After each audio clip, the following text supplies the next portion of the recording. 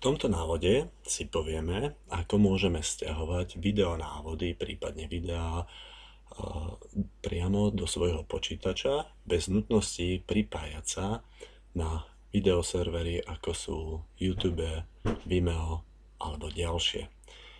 Predpokladáme, že používate webový prehliadač Mozilla Firefox, ku ktorému stačí doinštalovať ďalší doplnok, a to je doplnok Download Helper. Klikneme si do ponuky nástroje, správca doplnkov a tu si dáme pohľadať doplnok, počkáme, kým sa načíta, a dáme pohľadať doplnok Download Helper.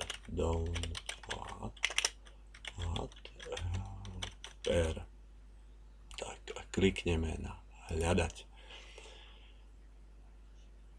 Pozor, sú tu dve záložky, moje doplnky a dostupné doplnky, takže ak nám v časti moje doplnky vypíše, že sa nepodarilo nájsť žiadny odpovedajúci doplnok, samozrejme, klikneme na internete dostupné doplnky a tu ho vidíme, to je on, Video Download Helper.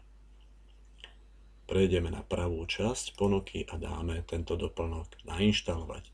Po jeho stiahnutí do počítača bude samozrejme treba reštartovať aplikáciu Mozilla Firefox. On nás na to sám upozorní, bude nainštalovaný po reštarte, takže klikneme na reštartovať a počkáme, aplikácia sa vypne, zapne a tentokrát už máme doplnok, zastavíme prehrávanie videa. Už máme doplnok nainštalovaný. Prejdeme na stránku YouTube, kde sa nachádza video s hudbou alebo aj videonávody, ktoré nájdete na týchto našich stránkach.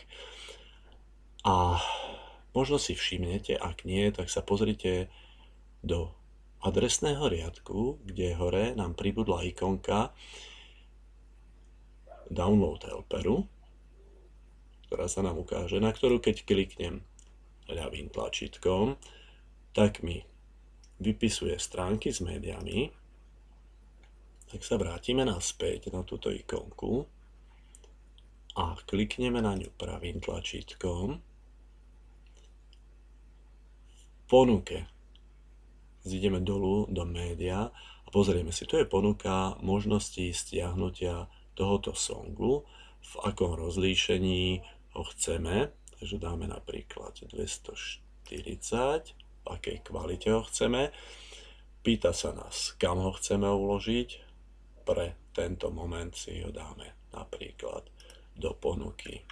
Vytvorím nový adresár videa alebo video. Potvrdíme, Open, Bruno Mars, dáme uložiť a už sa nám zobrazí správca sťahovania, ktorý ukazuje, akou rýchlosťou sa tento song sťahuje z stránky YouTube. Podobným spôsobom postupujeme i na iných stránkach s inými médiami.